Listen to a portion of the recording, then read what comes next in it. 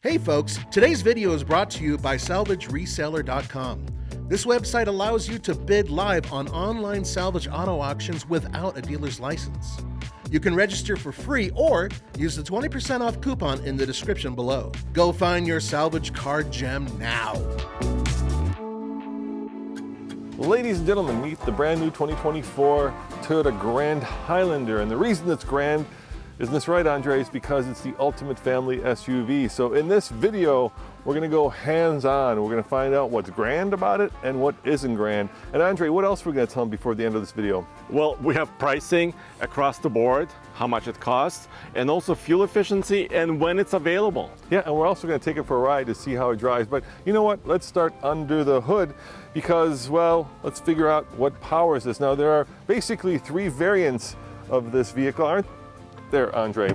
Yep, so there's a turbocharged 2.4 liter, which is kind of the base power plant that you can have with front wheel drive. And it already has 265 horsepower and about 310 pound-feet of torque. But this is not it, because we have the hybrid here, and there's also the Hybrid Max. Yeah, so there is a two-wheel drive version, but the hybrids are all-wheel drive.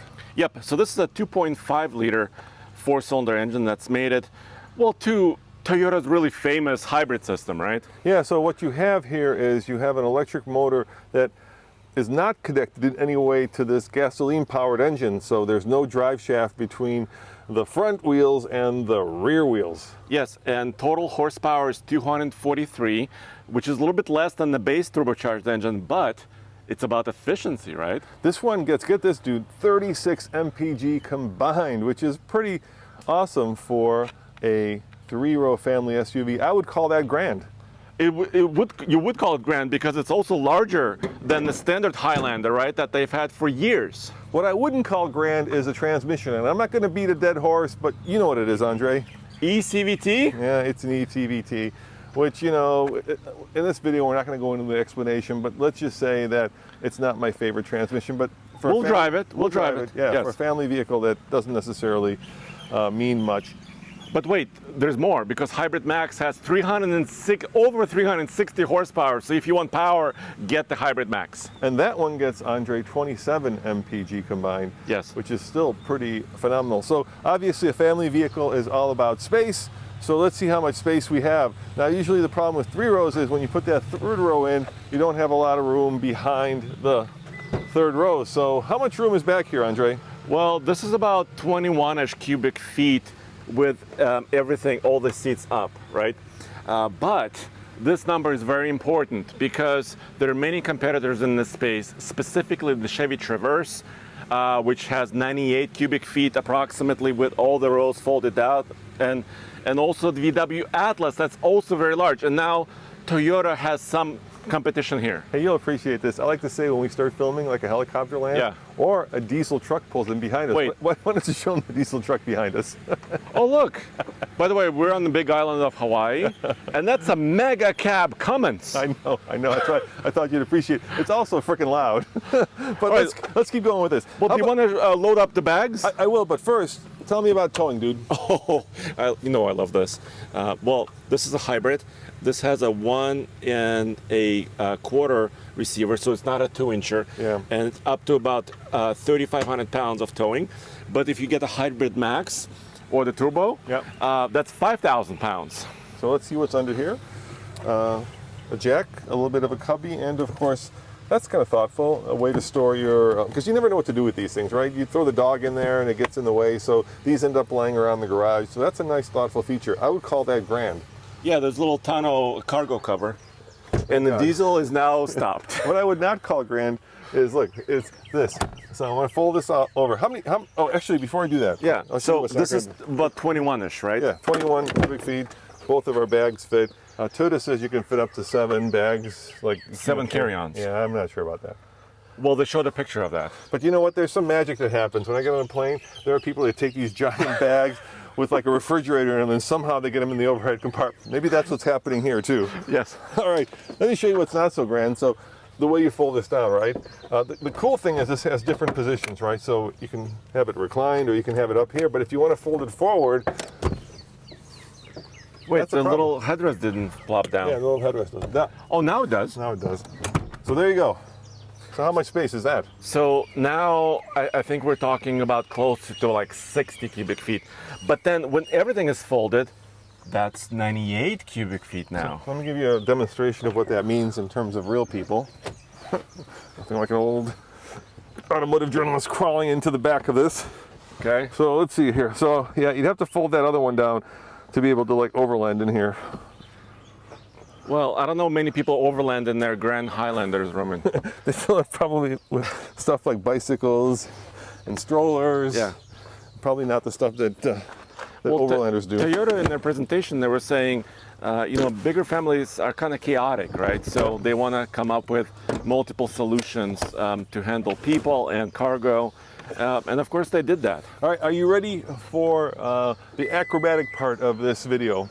But that wasn't acrobatic? No, now we're gonna, you and I, how tall are you, Andre? I'm 6'3". I'm 6'2". So Toyota says ultimate family SUV. So let's see if the two of us are comfortable in the third row. They said it's got a lot of room back there. Okay. All right, so first, there's two ways to get the seat down, which is kind of thoughtful, right? Why don't you show them the first way? So first I can grab the top of the seat. Yep. And it's one motion. Look, it folds forward. Yeah, and then why don't you push it back and show them the other way, because I can't show it from my point of view. There's another way. Sorry, there's a leaf here. You can also pull up on this, and the same thing happens. And look, we have a step here. Yep. And a little, I think, ventilation for, well, of course, the hybrid system and the mechanicals. This carpet isn't grand, Andre. Well, so the carpet is a little bit foldy. By the way, this is a pre-production vehicle. It needs some kind of Velcro. So let's see how acrobatic you are. We'll watch Andre get in here. By the way, they built specifically this handle. That's nice. So even, older gentlemen like me Oh, you're not that old. can use this. And there, by the way, built-in charger too, USB-C. Yeah, here, let me show you something else that's pretty cool. There's a little, here, you can do it on your side. There's a little cubby for your phone.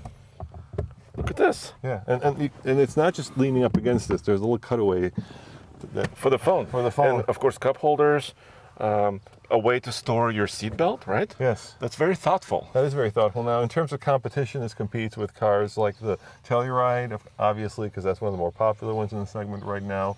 The new Volkswagen Atlas with the third row, the Pilot. Toyota didn't say this, but you said it. The Ford Explorer has been a big player in this space. Yeah, the Ford Explorer. All right, how about you do yours? And So- we'll see if a 6'2" and a 6'3" person are comfortable in here. So I would say, barely enough headroom, and legroom is a little tighter, and our legs are, that's the problem, right? They're a little bit upright. Yeah. But this middle row also slides a little bit, a few inches back and forth. So if you have maybe a very small child up front, maybe even in the car seat, you might be able to slide that forward just a little bit. And Yeah, but you can't do it from back. Can I do it? Oh, maybe I can. Hold on. No, that folds it. That folds just the top part. So this just does that. These vehicles are always about compromise. You know what I mean? And in case you guys are wondering where this fits into the Toyota hierarchy, it starts with Highlander, then Grand Highlander, and then of course Sequoia. yeah, Sequoia is the trucky one, right? yeah. That's one that tows. But and- interestingly, this has more room than a Sequoia. yeah, in the third row. Yeah, I know. So who'd have thunk? and also, this is way more efficient. Yeah, of yeah. course. All right, well let's go and look at the front. See what Toyota has done. That's very important. And then we'll take it for a ride. So, are you okay if I drive, Andre, and you film? Of course. Okay. Of course. This is your expertise.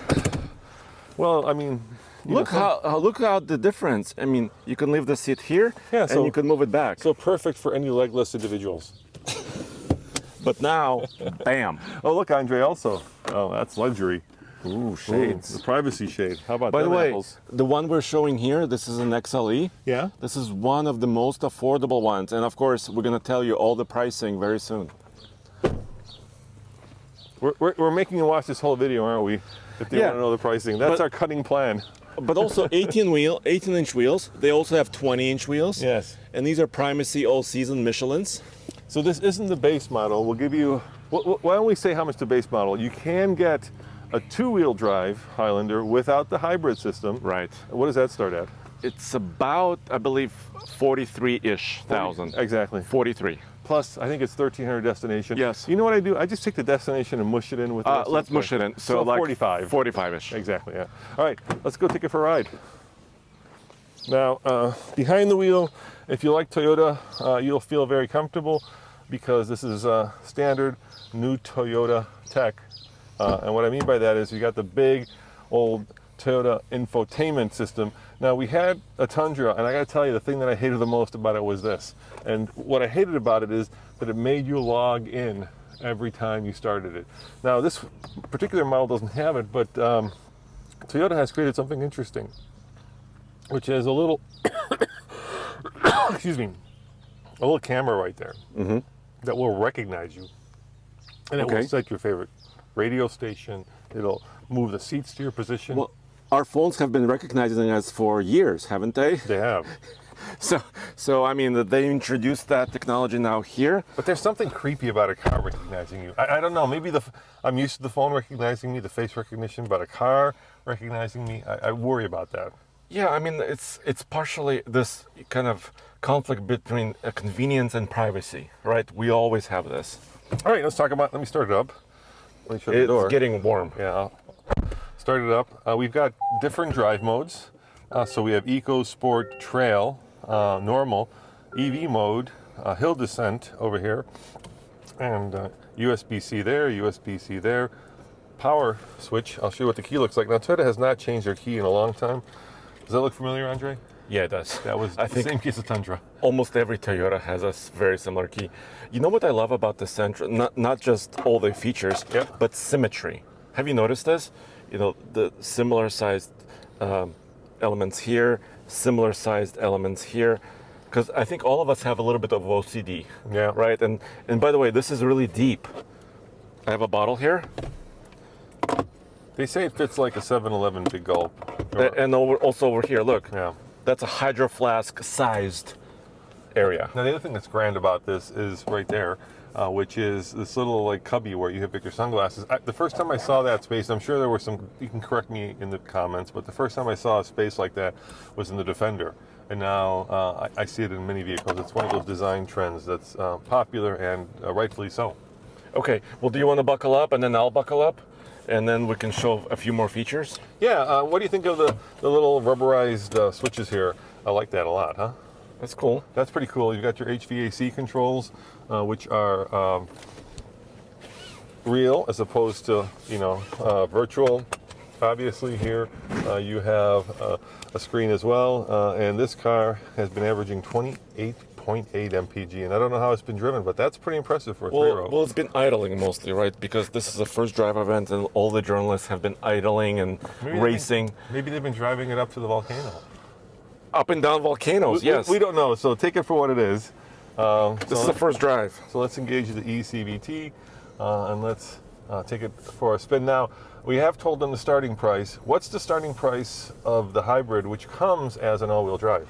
So that's about now 45, just under 45 plus destination. Let's call it 46.3. Yeah, and there is a hybrid, and they're calling it E-Max, Andre. Or Hybrid Max. Is it Max, not E-Max? You know, I have a son named Max. You do have a son named Max, yeah. And the cool thing about that one is that it shares an engine with something that you know. We did a video on this a while ago. What is that vehicle that it shares an engine with? The new 2024 Toyota Tacoma. Of course, it's not quite the same orientation, right? Because the Tacoma is a truck with a frame, and this is a unibody crossover SUV. But nonetheless, the 2.4-liter turbo combined with very powerful electric motors gives you, like we said, 362-ish horsepower and 400 pound-feet of torque. Now, here's something that's not grand. This is also a trend I'm seeing in a lot of new cars. They're all moving the heating and cooling vents down further. So once upon a time, they would be like up here, right? Where the screen is, and now they're down here. And what ended up happening is I can't never get these things to actually like blow on my face, which is where I want the cold air to go. It kind of tends to blow on my chest. Okay. This is maybe a personal pet peeve. Yeah. Yeah? All right, shall we give it the beans and see how it accelerates? Yeah, give it a few beans. I want to go around this corner, and then we'll give it a little bit of the beans and see how quick or not this vehicle is, the max, Andre, get this, 0 to 60, do you remember how fast? 6.3 seconds. I know. For a big SUV. Yeah, that's pretty impressive, yeah. Oh, by the way, see, this says pre-production. So we'll also tell you when it's available, which is actually coming up shortly. Yeah, and once again, take that with a grain of salt because, you know, often the cars are available, but, you know, only on a website, not necessarily in real life. But this is built in America. Indiana. Yeah. So for all you Hoosiers, this is your vehicle. I'm trying to get around this corner because we're kind That's okay. We need to get on a more main road so we can. If I go over here, that's a dead-end street, so I don't want to spook any of the local residents here by going too quickly. But I'll go on this dead-end road, and then I'll accelerate. Energy flow. I want to look at the flow, Roman. Are you going to look at the flow and I'll floor it? Yeah. All right. Hold on. Let me get past this cyclist once again. I don't want to scare anybody. I want to keep this nice and there we go. All right. Here comes the cyclist, and then I'll give it a little bit of the beans. Got a nice little straightaway here. We're not going to time it, but we'll just use our butt-ometers, Andre, to get a sense for how quick this is. And you have a digital gauge cluster here as well, right? I do, yeah. All right. How about sport? All right, here we go. Let's do sport. All right, do sport. Yeah. All right, ready? Oh, I just exceeded the speed limit right there, which is 25. That's not bad, actually. No. That is not bad at all. And also quiet. Yeah. You know, they did talk about active noise cancellation. Yeah. To make the cabin even quieter than ever and more comfortable, and I like that. So maybe I'm wrong about the CVT. Maybe the new eCVTs. There's a little bit of lag from, you know what I mean, when you floor it and when it starts going. And it's a tiny bit drony, but like I said, it's quieter than most vehicles. Now, what's interesting, and if you've been following Toyota or Lexus, you know they've been doing this a while now. There's no physical connection between the front engine and, like I was saying, the rear transaxle, right, so to speak. Yeah, so the two are separate, but yet it seems to all work harmoniously as one. Isn't that kind of crazy? Yeah, and all-wheel drive capability, and of course they have various versions of the all-wheel drive. Are you going to go into the lava field? Well, Toyota, here's the thing, okay? Here's the thing. Toyota, in their presentation, said that this is actually capable of going off-road. So I don't see an off-road mode, but I do see a trail mode. You know what else they said? What? They said this competes against the Grand Cherokee L. Yeah. Which is a Jeep. So here's the thing. I mean, I could put it in trail mode, right, which I just did. Yes. And we could go off-road, but, and this is the big but, this is lava, Andre. Lava is known to be sharp. Yeah, and lava is known to be very sharp, and these are not off-road tires. These are street tires. Yeah. And so there might be a bit of a issue with us puncturing a tire, plus it's basically just a little dirt road. So I don't think we're going to prove anything, except that two journalists, got 4 blowouts while test driving. We can be infamous. Right? Do you want this as a chance to be infamous? It's like a 3-mile walk back to the resort, so we'll also be hot. Yes. Infamous and hot. Anyway, I think the solution there is let's wait till we get it at the office, and then we'll give it to Tommy to do the slip test. And I think that's a realistic test of what this can and cannot do, as opposed to us, tearing up some street tires on lava. Well, let's finish this video outside by talking about also the upper levels and the pricing, right? Okay, yeah. So basically, 2-wheel drive starts at about 45. This when you add in destination, and we're going to do that from now on because let's face it, destination is a mandatory fee, so it's going to have to be included in the price. So I don't know why it's separated.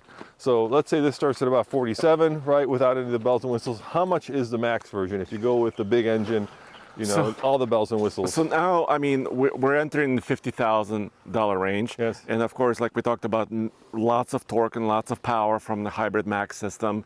And you have way nicer interior materials. How much is the sunroof?